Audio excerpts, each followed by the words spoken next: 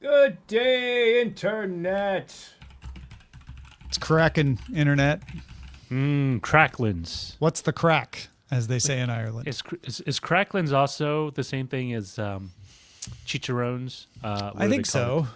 Pig cracklins, chicharrones. Yeah, that's, what do they call it? Pork rinds. All the same thing. My CalDigit dock stopped working yesterday. I was trying to fix a sleep problem with my monitor, and it said, try rebooting all of your devices. So I'm like, great. I did, and the CalDigit just like, I'm not going to come back. Like it won't turn on, or it just won't give you a signal? It will turn on. It will provide power pass through, but nothing communicates through it. And there's all kinds of things that you're supposed to do to try to fix it, which I'm like, I don't have time for that. So I just plugged everything into the laptop directly, as if I am dockless. As if Jobs himself deemed it so. As if I am some poor dockless waif set loose. Oh, you know, Otis, was it Otis Redding? Not Otis Redding. Who sang that song? Sitting on the dockless bay. It's Otis Redding. Yeah. Otis Redding, yeah. Sitting on the dock of the bay. Dockless, watching in this case. The tide. Watching the CalDigit turn off away. Oh, ChatGPT, write me a song about sitting on the dock of the bay. Right. Yes. I thought it had started working, and I was deceived because my Stream Deck turned on, and I'm like, oh, maybe it's communicating again. No, Stream Deck just started getting power. So anyway, my laptop looks like an octopus. Cool story, Tom. Thanks, Tom. No, it's a Have cool you tried story. oysters? That's Sure. yes, choice. I have. Ooh, They're so delicious. do you want to hear what ChatGPT spit out Sure. about writing a song about CalDigit dock dying to the tune of Otis Redding sitting on the dock? So the first one, sitting by my desk in dismay, my CalDigit dock has passed away. No more Thunderbolt, no more Grace, just blinking lights in an empty space. And then the chorus is dock on the bay. Heartrending. Oh, how it used to work fine, but now it's gone, lost in Thunderbolt time. Dock on the bay. Oh, what can I say? That's so sad. Gotta find a new one to light up my Although day. the original song is also fairly The sad. original song is Yeah. pretty sad. Yeah, Yeah, it's very so- very sentimental. Yeah. Yeah. Would you say maudlin, or is that a little too soft? Maudlin. Not Yeah. maudlin. No. I wouldn't call it maudlin. I would think maudlin. No, not maudlin. Maybe What is the 'cause definition of maudlin? it's overly Maybe I have it sentimental. wrong. Self-pitying or tearfully sentimental. It's definitely not self-pitying. The dock of the bay. Often through drunkenness. I didn't know that part. Yeah, I don't know. I guess that usually happens at weddings when one of the guests Think get about sitting on the dock of the really. bay being like, it's time to drink, baby. It's more like looking out to sea and Do you, thinking about, how you might have done things differently. Yeah, Have you- maudlin's too excessive. Maudlin Okay. is too Yeah. tearful for. Yeah, it's not quite there. like schmaltzy is too much. Like that's too much. Schmaltzy. I don't think it's schmaltzy because Schmaltzy schmaltzy now. implies it's not genuine or Yeah. sincere. Right. It's a little saccharine. Yeah, Would yeah. be like the schmaltzy version. But what would saccharine? How would you Wistful. define saccharine?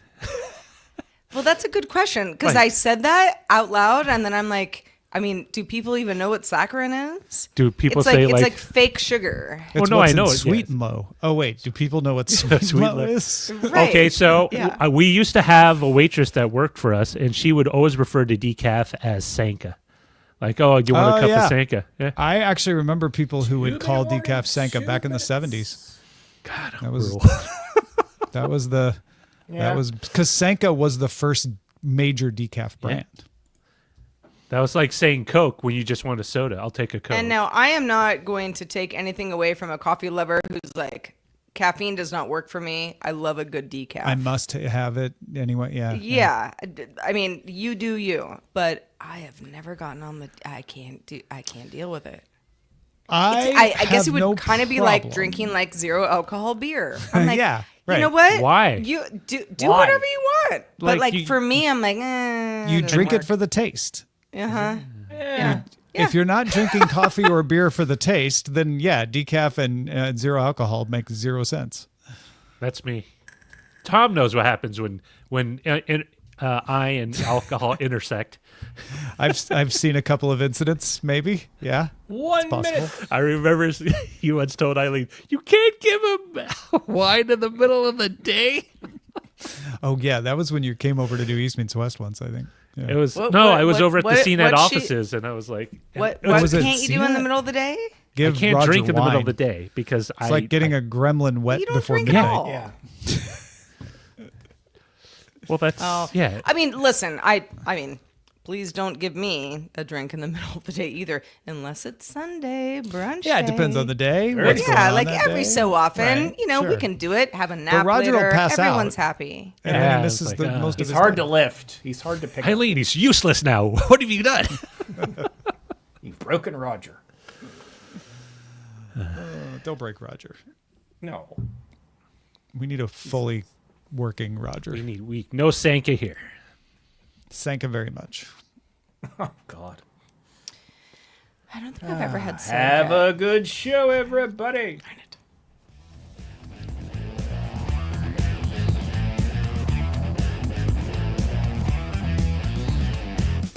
Good day, Internet. This is DTNS Live for Tuesday, June 24th, 2025.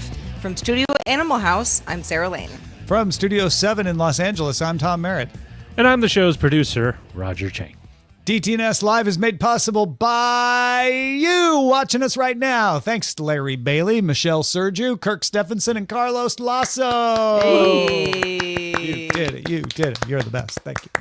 Larry, Michelle, Kirk, and Carlos are our star pupils today. Yes, you get Not a really our gold pupils. star. If anything, you're our teachers. Really. They're the apples of our eye. Yes, they are. Those kind of pupils. You got an can apple still in buy your eye. Sanka online? Wow. We were talking about instant coffee before the show. Everybody, see what you miss. It's a all miracle right, of modern welcome, technology. welcome to DTNS Live. This is the show where we discuss the tech news to help us all understand it a little bit better while we do it together. How's everybody doing? Roger Chang, you're back at home. I'm sure Yep. you're feeling relieved about that. How's today? All right, I got a list of chores to do that I have to complete this week because I need to get my self-inspection into the insurance company before they send someone physically out, and I don't want to deal with that. All You'd right. rather them virtually. Well, yeah, the idea is if I do this myself, I don't have to deal with a person. You don't have to ask a person into your home, make them a cup of Sanka. And then explain, like, what are these duffel bags all doing all over the floor here? It's like, never None you of your mind. You business. just That's not part of the home Yeah. infrastructure. exactly. That's an ephemeral thing, and yeah, don't mind the bush. Unless the duffel bags had a couple of hundos sticking out, you're like, I don't know. Maybe Those are just yours? bowling Did you balls drop in those, there. Mr. Inspector? Those are just bowling balls in A there. couple of hundos, Tom. Yeah, a couple. Of, you know, What heist show have you been watching lately? not a recent enough one. It's a low stakes one, apparently. Well, I don't Listen, know how much $200 insurance is adju- $200, guys. I don't know how much to bribe an insurance adjuster for anymore. I don't I even haven't know done if. I mean, is that even? that can't be legal. Who knows? Oh no, Who knows it's anymore? definitely not legal. Yeah, I'm sure. Well, you know, legality. Gray area. What did Justin Robert Young say yesterday on our show that was so funny? The gray area of my Venn diagram. Ah, yes. I'm like, yeah. You mean the well, parts where they don't intersect? Yes. Yeah. Yeah. That's where or I they live. do, or do they? All right. Well, glad everybody's with us today. We're a little punchy today. If you are listening live, you can name this episode. You can head on over to dtns.showbot.tv to submit titles and also vote on them.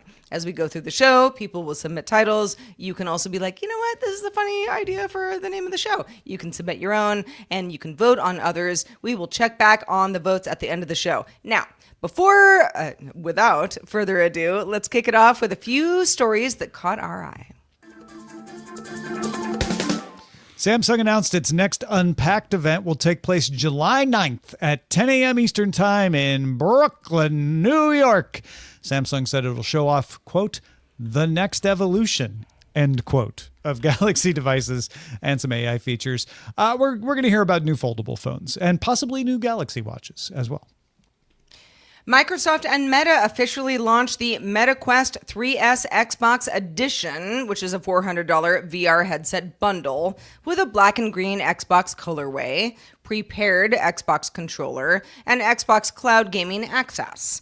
The headset itself doesn't really add any new VR functionality or console integration, but it does have an Elite strap and Game Pass, basically a collector-focused value package. Quantities are said to be extremely limited. So what does a regular strap look like? I've always wondered, curious, like, when they have bits of Yeah. Elite You got strap. Elite strap, regular strap, and then what's Yeah. what's the bottom barrel strap? Uncomfortable strap. Yeah, okay, I guess We'll it would be hold that. it on your head, but you won't like it. Reminds me of gym class in junior high. So I mean, this whole thing was, it had been rumored for a while, and okay, They did actually it. announced it last year. Everybody forgot that they like, it wasn't Yeah. even a rumor. They said, we're going to do this. And like, no one was excited I until mean, And- I guess I yeah. had also forgotten about it. So Yeah. yeah, this is it's kind of like a, do you want a branded MetaQuest? Great, here you go. Scott Johnson will be on tomorrow to talk more about it, but I'm curious to know how this fits into the bigger Xbox strategy of being anywhere or everywhere for gamers. Speaking of Microsoft, Verge's sources say that Microsoft plans another round of job cuts in its Xbox division as early as next week. Managers are expecting substantial cuts across the group. This will be the fourth round of cuts at Xbox within the past 18 months. Microsoft declined to comment. What? Right after the MetaQuest 3S Xbox Edition. Yeah. Maybe it was the Swan song. It's it'll be, this could, part of it is what I understand is they're trying to make good on the fact that they just splurged when they bought Blizzard, Activision, and so they, that they're trying to make the numbers all work. So it could, it sucks for people who might be getting the axe. But the space will be looked at. Yes. Yeah, no, I mean this is part of a broader strategy that Microsoft has laid out, and I'll probably it remains to be seen how this all plays out. Yeah. All right, everybody. Those are the top 3 stories that caught our eye today. Let's get into some discussions now. Happy 20th anniversary, Google Earth. Yes, Google Earth is 20 years old. Some updates to Google Earth include viewing historical street view imagery. I've had some fun with this morning. Allowing a street level look at how places have changed over time. Now, if you're like, wait, didn't Google already do this? Google Maps has had this for a while, but now Google Earth has this too. Google Earth started rolling out historical satellite and aerial imagery last year. The company also plans to introduce AI-driven environmental insights, such as data on tree canopy coverage, if that's, if you're in a part of the world where that would matter to you. Land surface temperatures, meant to help assess urban cooling needs. I immediately went and looked at my house. Is that what everyone else did? I didn't look at my current house, but I looked at my childhood home. And that's actually a weird thing to say because I lived in lots of houses as a child, but like there's one home that I kind of consider my childhood home. So yes, that's the first thing I did. And I went back through the years, like, how has this changed? Oh my gosh, apple orchard. Oh, vineyard. More vineyards. Meh. And that's just what you do when you're from Sebastopol, California. But yeah, I think the Google Earth versus Google Maps thing can be a little convoluted to folks because they're like, isn't it all the same thing? It kind of is. How do you find it? How do you, if somebody's like, I want to go do this, like earth.google.com. Yeah, but then how do you find the historical part? Is it obvious once Well, you're in there? you have to, just like you do Street View with anything, you have to choose an area that is, marked as, a Google car has, mapped it out. And Right. then up top in the upper right, it'll give you, I don't have it actually up on this computer right now, but it'll say like history or something. And you Ooh, click here that. it is. And It's then like a little circle. Yeah. Use historical imagery and time lapse. Got it. Okay. Yeah. And so for example, if you want to look at your childhood home, it's sort of like, what does it look like today? What did it look like when Google started doing this, however long ago? And I think satellite imagery, rather than just sort of mapping, I mean, they're all the same thing, right? We're mapping the world. But Google Earth can be really interesting in that way because you've got this aerial view of something where you're like, yeah, no, that's right. Let's see what it looks like on the ground. It just makes sense. It is a really solid tool if you want to kind of go and explore the world with your kids, like explaining how things are located on one part and we're located on the other part. It's also what you were saying, Sarah, a very, very fascinating look at how things to change and develop over time, especially like cities or urban conglomerations where originally maybe it was just a farmhouse and a couple of a detached suburb, and suddenly now it's a bunch of row homes, subdivisions and strip malls. And it's very interesting. My kids loved Google Earth so much, I had to dig out the old globe so they could physically touch a map of the world. They're like, oh my gosh, it's like Google Earth, but I can hold it. Well, like when kids learn and not only learn, but they like tactile sensation, and so like they can grab and spin around and look at things. But has anybody made a globe that can project Google Earth onto the surface from inside, like as an LED or something? That'd be pretty. That'd be pretty sweet. That would be pretty sweet. I would consider possibly purchasing such a device. That's definitely something somebody must have tried, right? I know recently on the show we were talking about, I was anyway, talking about, the fact that Google Street View and Street View now, Apple has a good Street View. There are other companies who are also doing this, mapping out the world. But, Google was first. And I used to, and I still do sometimes, I would honestly just like go to a place I've never been before and be like, go up the street. Oh, there's a cafe. Okay, go left. Oh, cool. That seems like a cool street. Am I ever going to go to this town in Portugal? Maybe, maybe not. But I feel like I'm there. That is, for anybody who is just interested in, what the world looks like, it was one of the most powerful things that, I had ever seen before. And Google Earth, of course, again, your satellite imagery over a large swath of land covering most of the world, not all of it, but most of it, it's still fascinating to me. It's truly fascinating that you can just basically walk down the streets of kind of anywhere you want to go. I've used this a lot when I'm going somewhere for the first time to kind of get me familiar with it before I get there. Right? To be like, okay, that's what the entry to the parking lot looks like. Or, okay, if I come out of my hotel, I'll go down here and then I turn at that street. And those are the things I need to look for to know that I'm close to whatever it is that, the cafe or whatever, right? It's something that you never could have done before. Maybe I'm the only one who does that, but it's very helpful in preparing me for visiting someplace, so I don't get lost as easily. The only thing I will say about this, and again, everybody's different, but I have definitely, I've been, I'm gearing up for a trip. I want to know where, the cool coffee shops are. Yeah, right. There's the restaurant down the street. Where's the hotel, nearest park, all the things.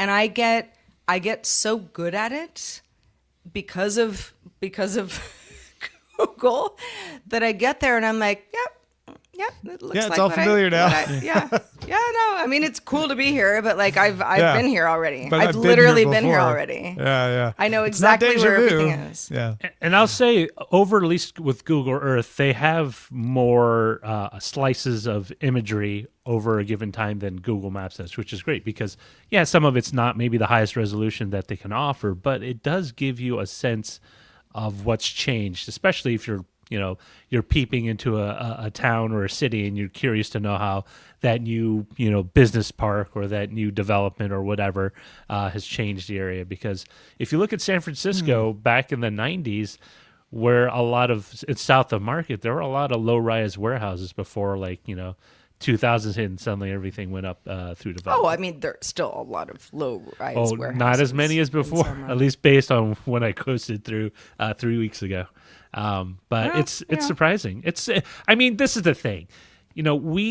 People have a very bad sense of time scale because we experience changes, but we don't necessarily experience, the expanse of time.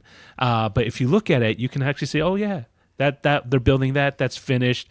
Cranes here, buildings done, more people, all these things that build out. I find it a very fascinating bit of urban archaeology.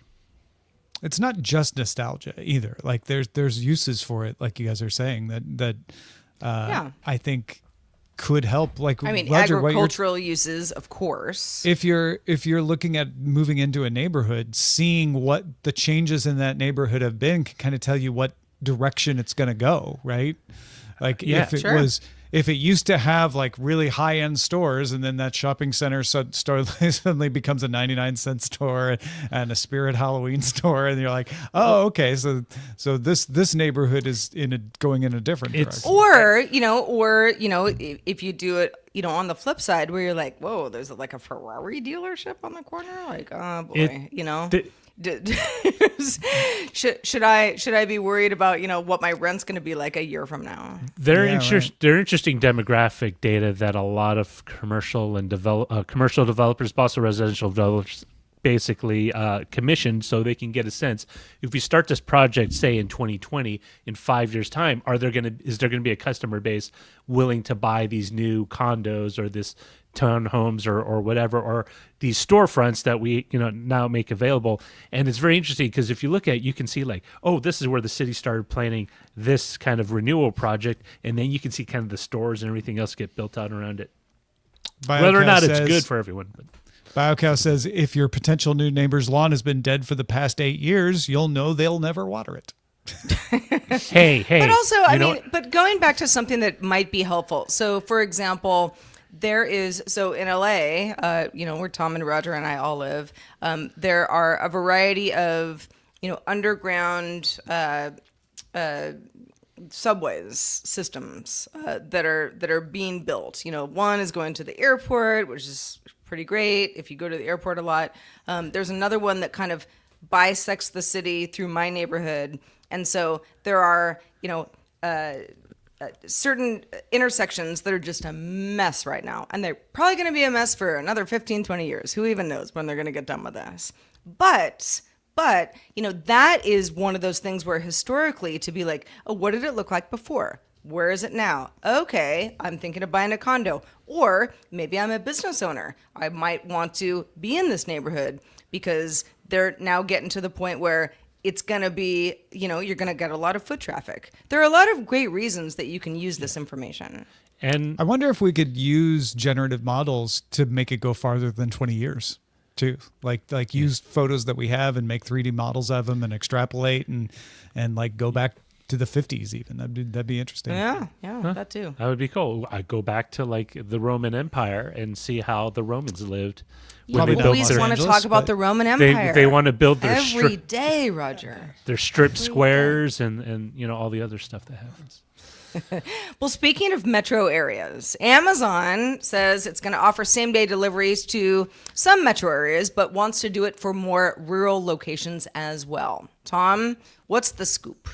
Yeah, Amazon announced by the end of next year, it will expand same-day delivery to reach more than 4,000 small towns and rural areas in the United States. That's 3,000 more than it has already. Little PR magic. They're like, by the end of next year, 4,000 towns. Also, we already offer service in 1,000. It's like, okay, so you're going to add 3,000. Got it.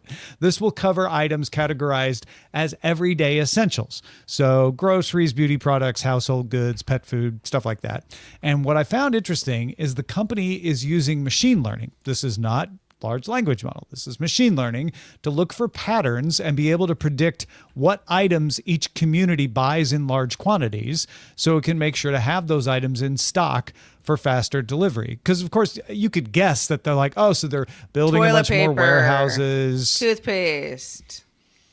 Like, there's Sure, certain things that are obvious, right? No, yeah, what I was going to say is you could guess that they're going to build a warehouse, but how do you make sure the stuff people order is in that warehouse? That warehouse can't hold every possible thing that they might order, right? So, yeah, toilet paper, that's a good bet, but how much toilet paper? How much toilet paper does this community usually need, right? That sort of thing is what they use the machine learning for. I'm going to say this, and it's sort of a tangential comment, but Hallmark used to have considered to be one of the best private demographic data because they needed to figure out what each market that they sold their cards in, they needed to have the appropriate cards, right? If you're having an area that's mostly seniors, you don't want, things that are targeted toward younger people. Amazon must have a gold mine of demographic, of just buying habits of the people that live around there, and being able to narrow down on what specifically entire neighborhoods order the most of. I mean, that's just amazing. Well, yeah, and I mean, in that vein, it's like Tom mentioned diapers. Okay, so if you are in a community where all of a sudden you get, I don't know, for whatever reason, some company comes to town, you get an influx of small, families with small children. You got to have diapers. But did you need them a few years ago? Maybe not. Or, in the reverse, maybe, small new families have moved elsewhere. You don't need a lot of diapers in that warehouse anymore. It's interesting they say small towns and rural areas because Modesto isn't that small, nor is it very rural, but the edges of this town are. And as it grows into the other adjacent cities, areas that would be considered rural before have exploded in terms of new housing developments. And I'm wondering if they're just like already eyeballed on areas that are slated for growth within the next decade or so. So they're basically pre-positioning their infrastructure to take advantage of it when there are more people in that area. So yeah, they now probably could use machine learning to predict that too, right? Yeah. I mean, it makes a lot of sense because one of the things I noticed driving down 99, a lot of new warehouses, including Amazon warehouses for areas that were just a few years ago still considered very rural agricultural communities. Yeah, Findlay, Ohio is one of the ones they mentioned. That's about 40,000 people. It is kind of smack dab in the middle of I-75. So we're not talking about small towns. I think we're talking about probably a range of things, but they mentioned Mid-sized Dubuque. towns. Dubuque, Iowa is not small. Sharptown, Maryland's not super small, but those are the ones they gave call outs. They didn't give a list of the towns. I contacted my sister who lives in the small town we both grew up in Southern Illinois. And she was like, yeah, we already get next day delivery now. She's like, I'd prefer 1 hour delivery. Like if I need something. And she's like, I'd be more excited if Aldi would deliver groceries. But if it's only the everyday essentials, I could probably find more affordable essentials locally. So not that excited about this. Huh. Yeah. I think that the whole thing about Amazon or any large company that can deliver something to you conveniently for a fee, but quickly also, is that if you don't have it, then you're like, okay, whatever. I just buy things elsewhere. And then you're like, oh, this actually is really convenient. I was definitely one of those people a few years ago. Yeah. But I also, I'm with your sister on this one, Tom. It's like next day delivery still feels like magic to me. If I really need something today, I'm going to go to Best Buy or Guitar Center, or I don't know, or, if I'm out of laundry detergent, I'll go to Ralph's. It doesn't always have to be electronics. There are options very, very near me. Now, you might be in a place where you're like, there is not that option near me. It is a real hassle to go get a carton of milk.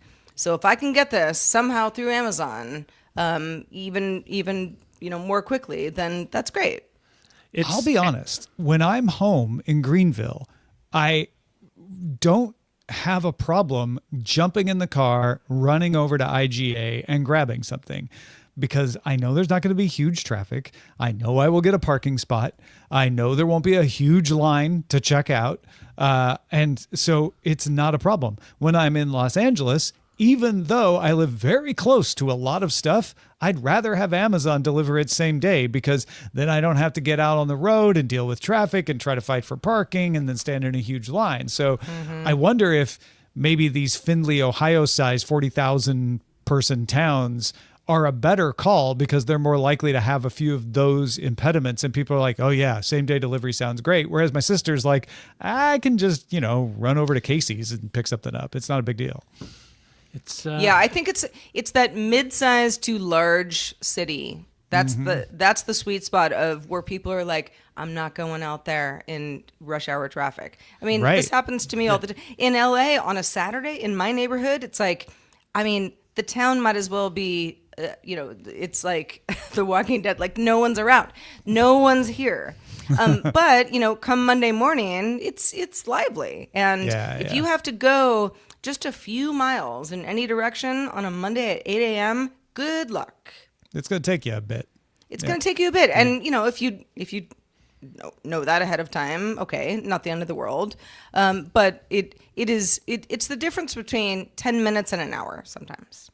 Yeah. It really is. And then parking once you get there, even if you get there fast, like, oh crap, this shopping center only has 12 spaces and they're all taken. What do I do now? Yeah. Or even if something's close by and it's like, well, I could technically walk, but, what are you bringing back? Is it perishable? Is it something that it's like you have to, the time factors into stuff in all sorts of unique ways. I think that's the big one, right? Especially if you're raising a family. Sometimes you can't split your day up that way because your schedule is determined by when your kids are out of school or when your spouse is available to look after. There's all these things. You have that convenience factor that says, well, I can go to the store and get it. I can get it next day on Amazon, and then I don't have to worry about finding childcare. I don't need to figure out like what schedule who. It gives me a little more breathing space in order to plan out my day, because I can just count on Amazon to drop it on my, for example, I need stencils and I have them being delivered today because, believe it or not, none of the local hardware stores carry stencils that are useful for what I need, which is the You know pain. why? Because everybody orders them on Amazon. I am pretty sure that the hardware store on my corner, which is a good hardware store, mind you, does not have anything stencil related. Just not that kind of hardware store. Yeah. I also, just to, on the flip side of all of this, so this morning, Otis the dog is getting some new food. So we're now doing a, farmer's dog frozen food thing. So it's coming in a big box, it's frozen, has to go in the freezer, and then, slowly you move everything into the fridge, and then, he's not actually eating the food frozen. It's a whole thing. And it's supposed to be better for him, yada, yada. But, I've been stressing about this order for days. It was supposed to come on Sunday, didn't come. Supposed to come yesterday, and I was in and out, didn't come. Came today, great, but I was like, what if it comes during the show and it's out in the sun? Because the delivery drivers half the time don't think about these things and they don't know it's frozen. And so that's like a whole stress thing too, when you get delivery to your house. Yeah. Well, folks, what do you think about delivery? Are you in a rural area and you're like, no, I want same day. I absolutely do. Or are you in a city and you're like, I don't care about this at all. I don't know. Let us know in our Discord, which you can join by linking to a Patreon account, patreon.com/DTNS. All right, let's talk about etiquette, shall we? For example, talking on the phone while you ride the subway. Is that rude? Is that normal? Going through your partner's phone to look up their contact history. Not necessarily, trying to catch them in an act, but just like contact history. Is that okay? Is that unacceptable? These are types of behaviors that could be either considered rude or acceptable. So where you fall on that depends on your age, sounds like, Roger. Yeah, so PC Mag did a new survey on tech etiquette. They hired YouGov to conduct. It was done online. The total sample size was 2,104 adults, and it was collected between May 13th and 15th.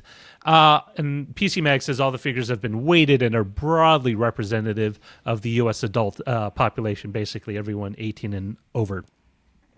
First one was video chat or phone calls on speakerphone or like on the speaker in public spaces without headphones. In other words, you're just yammering away to someone on the phone. Everyone in creation can hear you. 75% of American adults considered it unacceptable. 25%, on the other hand, found it perfectly fine.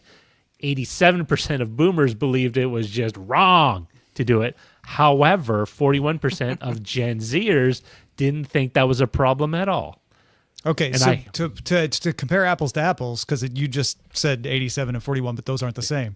13% of boomers believe it's inappropriate. 41% of Gen Z believe it's appropriate. So a lot more Gen Z are like, nah, it's fine. Yeah. And it's interesting. They interviewed two authors about tech etiquette, Scott Steinberg and Elaine Swan. And both of them, what they kind of reiterate is what you're seeing is a generational transformation. Gen Z is a group that grew up with the technology. So it's such a ubiquity of their life versus boomers, older millennials, Gen X, where that became part of our lives much later. And so we still have sort of an older contextual framing of how we behave ourselves in front of other people. Like, I would never do it. Like, I think it's just weird. It's not just rude. I think it's just weird to be talking out loud to someone on the phone where everyone can hear it. Whether, what if you're talking about something that's super sensitive? Where you're talking about someone's, relationship. There's some differences, right? It's like, I will sometimes take a walk and I'm like, I got to call my mom. Right. And so I'm wearing my AirPods, talking into the wind, but I'm talking to her. And maybe on the way, back from the walk, I'm like, I did need to get something at the grocery store. It's right here. And I'll walk into the grocery store and I'm still talking, and the people behind the counter, I'll do the pointing like ear thing, so like can't make pleasantries right now. And I don't think that's particularly rude. Somebody else might think it's rude. But it's like, if I was talking to my mom about something that was like extremely sensitive, wouldn't do that. Also, I think how loud it all do you really talk? depends on what you're talking about. I would feel rude if I were to walk into a small store and be talking on the phone. Frankly, even a big store. I would feel like I'm being rude. If, however, I'm around somebody who's talking, it all depends on how loud they're talking and what they're talking about, right? If it's like at a normal or low tone, and it's not like something like they're talking about somebody's rash or whatever, I don't really mind, Well, it's I mean, like, okay, but listen, it's when if they somebody's talk in loud. the grocery line and it's like, everyone will just be like, oh my gosh, why are you doing this? Yeah. But if you're just kind of like, yeah, thank you for that, got it. It really depends on the conversation. I do find that, I don't know, I used to think it was way weirder than it is now, because just people are on their phones and that's how they communicate, or they're watching movies, or who even knows what they're doing, when they're walking down the street. But I used to think it was really weird. Like, that person is looking at their phone and they're kind of not even seeing me coming towards them. Like, are we going to run into each other? Like, hello. And now I'm like, nah, they'll figure it out. Well, that's just what everybody does now. I'll put it this way. If we're in a situation where people talking to each other would be normal, it's probably okay for them to be talking on the phone, as long as they're talking at a normal tone of voice, right? They're not shouting, which people tend to do on their phones. Tom's got a decibel problem with this. Can you hear Am me? I the only one who's like, God, that person is being so loud? One of the things that both Steinberg and Swan mentioned was that we are at the kind of cusp. So we're all figuring it out as a society. So the boundaries are still they're still in motion. And, as younger generations are more comfortable with kind of just that, it seems like a normal part of conversation. Like, talking to your phone is on par of just talking if someone was physically in front of you, right? That there isn't a difference versus like, well, if I'm talking on the phone, it's going to be in a different tone and a different cadence than if I talk to someone directly in front of me. There was some study that was taken some years ago where it was like a predominant amount of people had an issue with somebody on the phone because it was a one-sided conversation. Yeah, it is. It is a more of a cognitive stress because if you Right, hear 'cause both you're just sides, like, you're I- not trying you to know, fill in the gap. Yeah, too much context I don't have. Yep. However, then you've got somebody, talking on speaker, and that to me is more annoying. What about texting? If you're in a group conversation and someone's texting, whether it's 2 or 3 or more, I was shocked that 40% of Gen Zers think that's not a problem. Yeah, while you're Just in real, while I'm talking to Roger and Sarah, I just pick up my phone and start texting. So say like we're all in the group, we're in a coffee shop, we're talking, and then I'm just casually as we're talking, I'm talking to someone else on my phone or chatting with someone else on I the do phone. that all the time. No, I don't do it in any way to be like, hey, my conversation in person is less interesting than this other one. It's just that there are that's how different it comes conversations across. going Well, on. Exactly. time. It used to really miff me off because my friend used to do it all the time, and like I never mentioned it to her, but I noticed she was like, no, I'm still listening. Like, she'd be like right there, like doing this, just typing away. And I was like, did you hear what I just said? Like, your house is on fire. It's like, But Gen Zers are less bothered by it because it's normal for them. Yeah, like it's part of the just a thing conversation. people do. Yeah. And so they don't immediately Because jump there's to the so many conclusion that friendships and they're relationships that ignoring are it. happening not IRL. Yeah. And I remember they've grown up with it. many years ago, and this is probably, it depends on where you live, and there are a lot of cultural reasons why people would think differently about it. But remember, I at one point, my aunt who lives in Switzerland, she said something to me like, I don't think you're listening to me, and I was like, no, I am. I'm a multitasker. I said that, and she was like, what does that mean? And this is a long time ago. This is like pre-smartphone, but I was like, it just means that you're doing a bunch of things at once. And she's like, well, that's stupid. Don't do that. You're just going to annoy anybody who's front facing to you. And I've always thought about that. Like, I still get it wrong, I'm sure, a lot of times. But it's like that whole idea of, I can have lots of conversations at the same time. It's like, well, to a fault, yes, you can. You're not going to be 100% locked into any of these conversations. You know this. But maybe your brain doesn't care. That's just the way or that maybe you don't care about the communicate. person you're talking to, and they aren't that important. Well, or you do, and you're like, no, I can do both. I'm talking about your ability to graduate this year. I'm talking about you, Tom. That's why I'm on the phone. Sorry, what? So let me ask you this. Would you find it rude if you went through your partner's or your partner went through your Yes, both smartphone? ways. Yes, No, both ways. This is not like just peeking over at their screen, right? No. This is like picking they up their don't device. Pick up their phone. First of all, both Eileen and my phones are locked, so I couldn't get in without Face ID. I don't know her passcode. She doesn't know mine. But even if I could, I would never do that. Not without her permission. Yeah, I think that's an absolute no-go. way. So there are a variety of reasons I feel this way. One is if you're going to hide something, you're going to figure out how to hide something. If somebody is feeling like I'm unsure about, what maybe you have been talking to people about, or just curious, and they get into, your history, that is, I just can't imagine doing that. I would be so mad if someone did that to me, even though it's like, I'm like, sure, read it if you want, but like, why? Why would you do that? Nick with a C says, my partner and I use each other's phone when we don't have our own to hand, mostly just to add groceries to the list. I guess if it's a acceptable use that you're both used to, I could see that. I the same way. I know my passcode to my wife's phone. She knows mine. And what's interesting, and I found this to be very illuminating. Now, 84% of American adults considered unacceptable, like both of you. But 16% find it okay.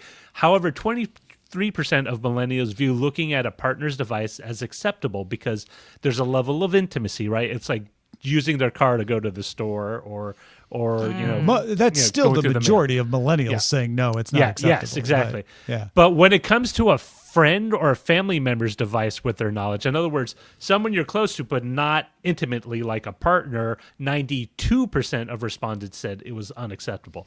So having that sort of delineation between, okay, I wouldn't look at Sarah's phone, I wouldn't look at Tom's phone, but if it was my wife, yeah, I'll look who Well, messaged her. and again, like, I don't want to be like, it's unacceptable to look at a partner's phone. It's like, if there's a level of trust and like, hey, this is the reason that we need to see each other's phones and nobody's hiding anything. I don't it's go like, through her purse unless she's told me it's okay. Like it's not about trust. It's about respecting boundaries and privacy. right. But And boundaries are different. It depends on who you are and what you're trying to get done. I mean, Nick with the C, I think, is an example of that. Their boundary is like, oh no, you can go into my phone if you need to add something to a grocery list. That's fine. Just don't go looking through my text messages or whatever. Right. Yeah, it's also like, I mean, if I had a partner who was like, well, let me look at your text history or whatever, your Chrome history, whatever it might be, I'd be like, I don't know about thanks. that. And it's like, well,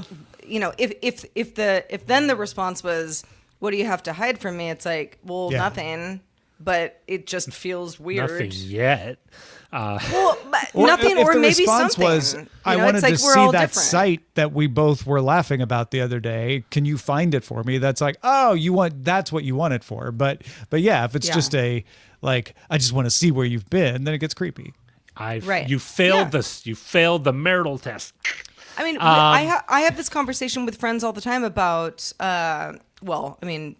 people who use iOS, but you have other similar options as well. Find My Friends used to be like, oh yeah, we all just sort of like know where each other are. I know. I used to have Sarah on my Find My Friends. And I mean, I don't even know why you don't. Yeah, you can know that I'm right here at my house right now, all good, and you can know if I go to the Mexican restaurant down the street later, not a problem. There was never anything like that I would have to hide from you, but it became something where it was like I had a bunch of people using it, and then like everyone just sort of slowly was like, I don't know, maybe not. It's like a read receipt thing. Like it just there's a level of. I think I still have Len Peralta on there. Let's see where he's at. I still have Jay Adelson on mine. Let me ask you I this. Since LLMs are such a big part of people's lives today, the question was having ChatGPT write your text or email in lieu of you personally writing out. 56% of adults deem it unacceptable. 51% of Gen Zers, so basically half, consider it unacceptable, which means the other half think it's perfectly acceptable. And 54% of millennials. It's basically no generation difference. Basically, on this half of people say yeah, and half of people say no. Except for boomers, 70% of boomers said no.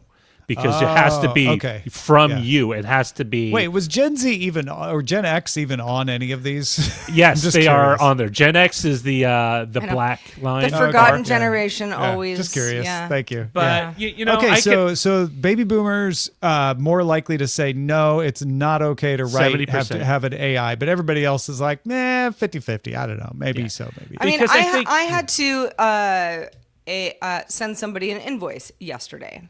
And I had kind of gotten behind, so like there was sort of it was sort of a long thing, and I was like, ChatGPT, just like, can you just make this an invoice, and here's my information, you send it to this person, and and it was like, burp, burp, burp. And it didn't save me that much time, but it was definitely ChatGPT did it instead of me. Yeah, it saved me maybe an hour of work, and that's a lot of time. An hour is a lot of time. Yeah, right.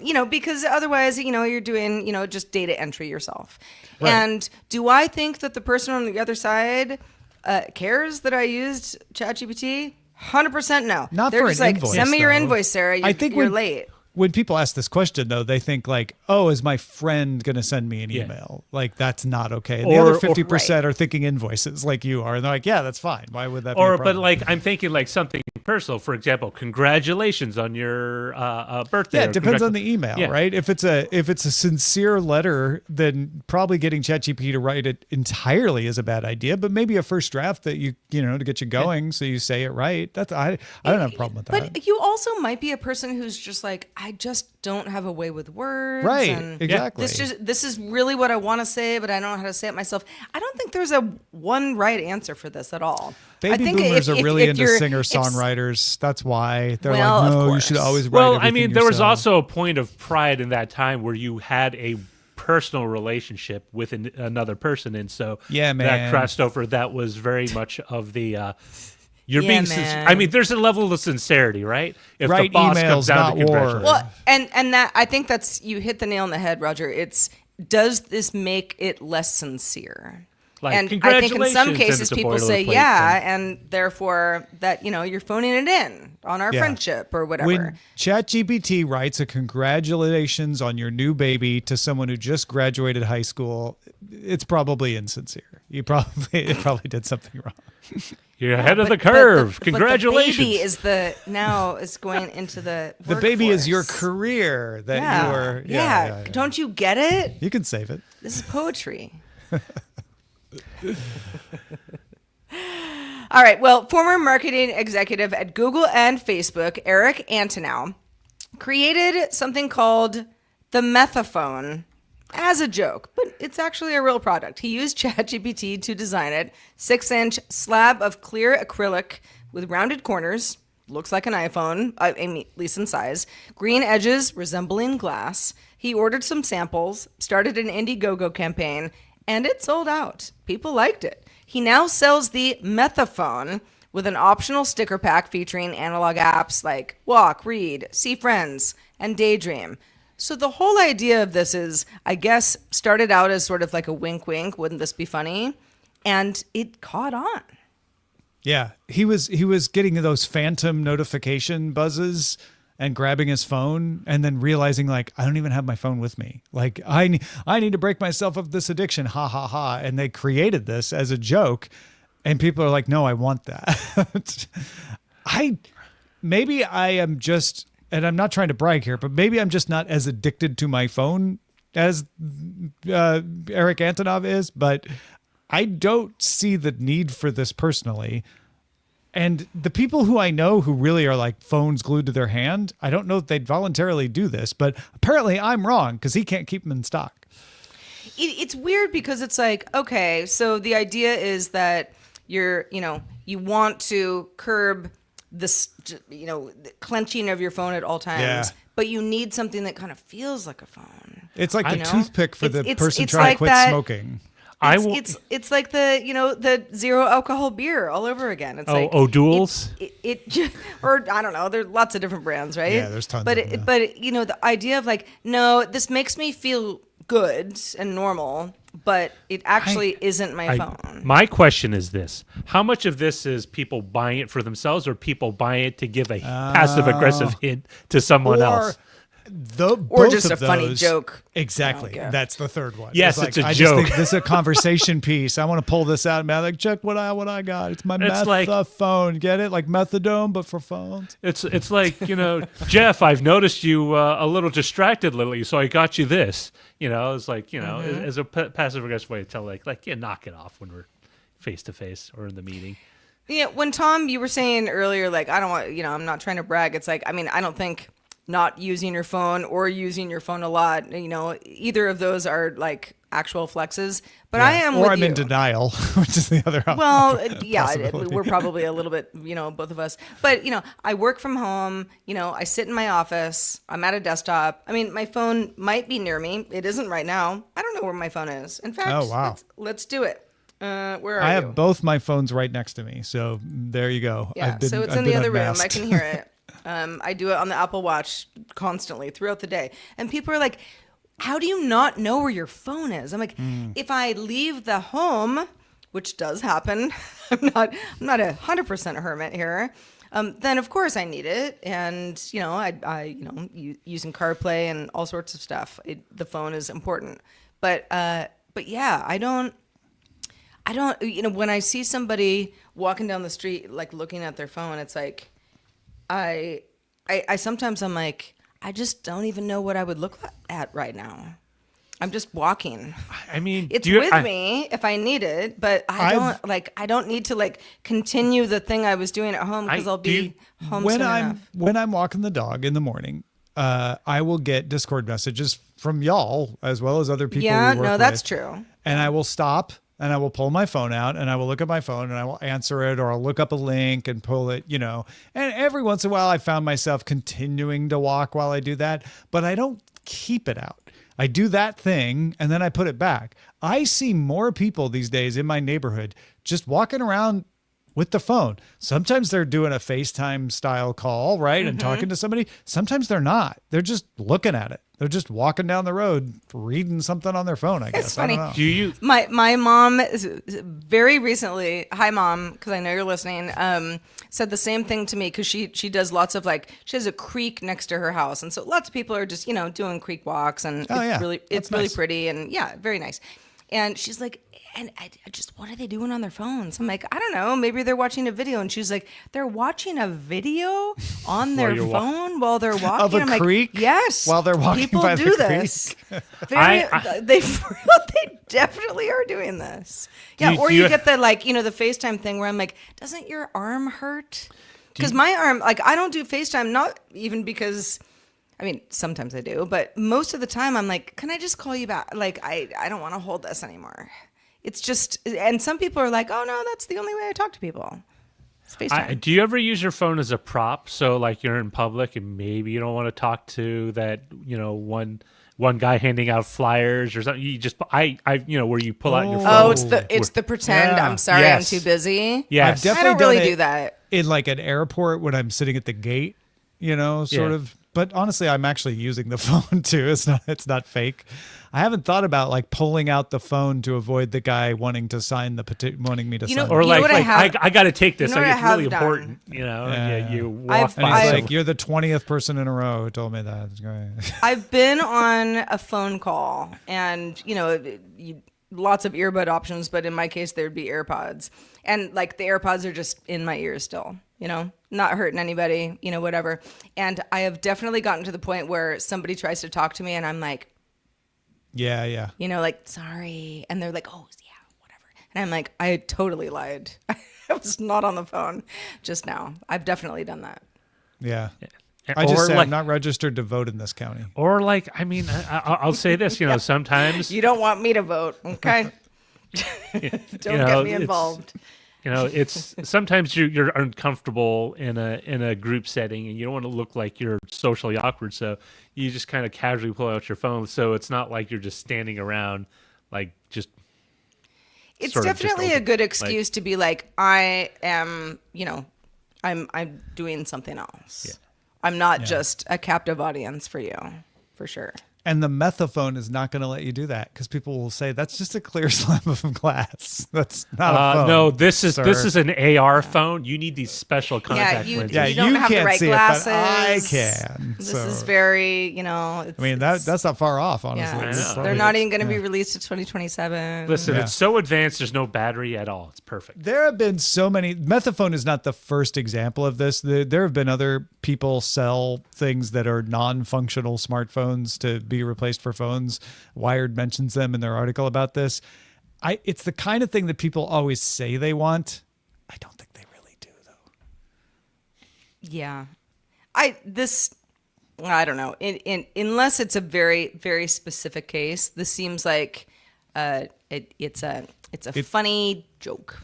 It's either a funny joke or what Roger said, a subtle hint to someone. But yeah. I don't know how subtle this is. If somebody gave me this, I'd Good be like, point. "Excuse you, why couldn't you have just said, I Sarah, think you put your need phone down?" this. I mean, see, that's the thing. Like, oftentimes people say, "Oh, it's just a joke," but it's a joke. a But there's a kernel. There's a kernel of is it? passive aggressive. There's some Favorite. truth. Yes. There's some truth the best behind it. jokes have a kernel of truth in them. Oh, they always Just like do. the best lies. Or a major revelation. So, kernel of truth or a major revelation.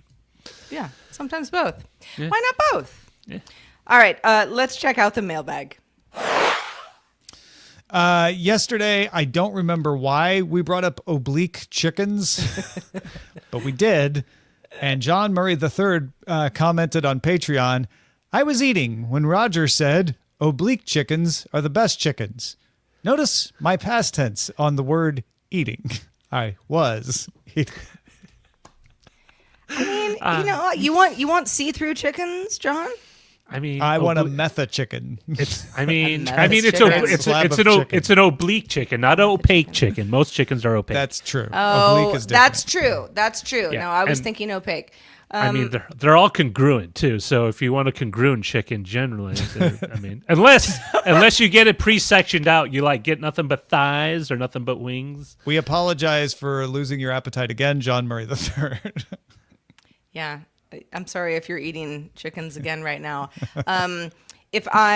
John, this probably isn't going to make you feel any better, but while we're all sharing, last night I made a variety of chicken thighs, and I have like a bunch of different sauces and just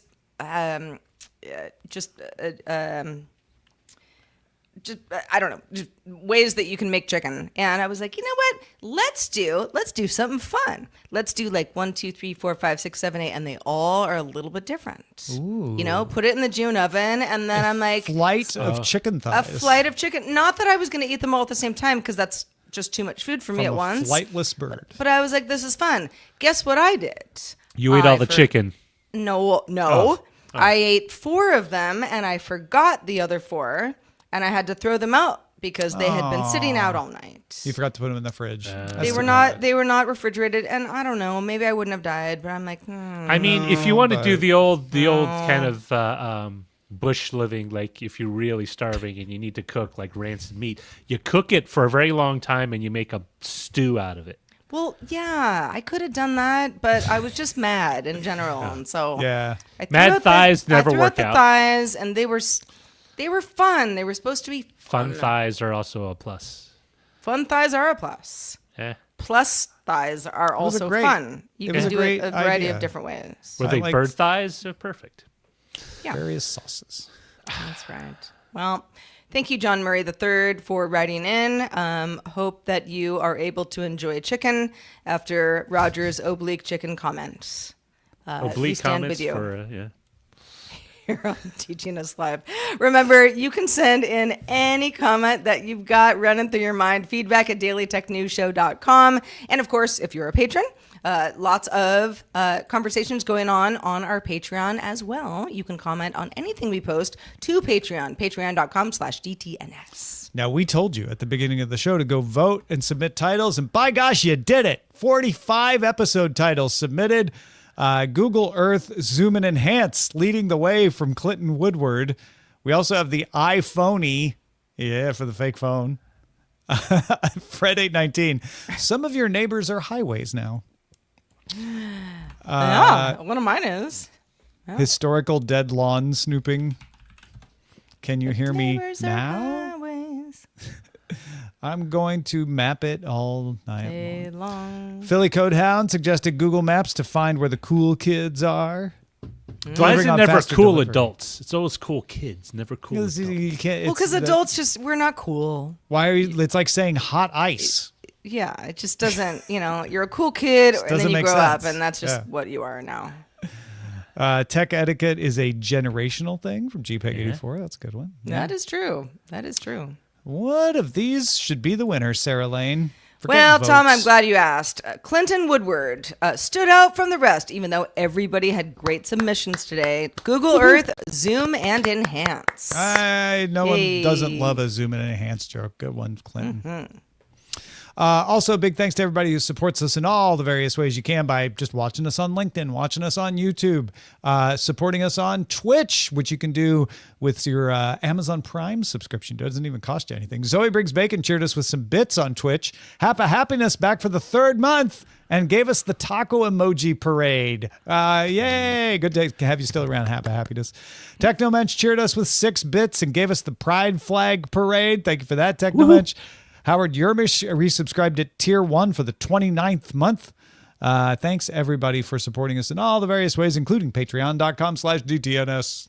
Indeed. Apple Vision Show. Hey, have you heard of that show? It's I have. the best. It's the best. I've even heard it being done in my house. I personally know one of the hosts. Actually, I personally know both hosts. When we You talk better about know Really? both of them. it. Yeah. You'll have to introduce me. Yes. Half of the show does happen in Tom's house each week because that's Eileen Rivera and Salacious. myself hosting Apple Vision Show. I don't know if we'd call it salacious, but it's a fun show. We mostly talk about what's going on with Apple. Hey, we got news, we got reviews. We talk about all entertainment stuff that goes on in the Apple ecoverse right now, and whether Apple's vision matches what we want. We'd love to have you along for the ride. Get subscribed at applevisionshow.com. Just a reminder, we do this show live. DTNS is live Monday through Friday at 4 p.m. Eastern, 2000 UTC. We'd love to have you join us live if you can. You can find out more at dailytechnewsshow.com/live. Back to it all again tomorrow. Scott Johnson will be joining us talking about the Xbox-branded MetaQuest 3S. With support for cloud gaming, he's got thoughts. Talk to you then. The DTNS family of podcasts, helping each other understand. Diamond Club hopes you have enjoyed this program.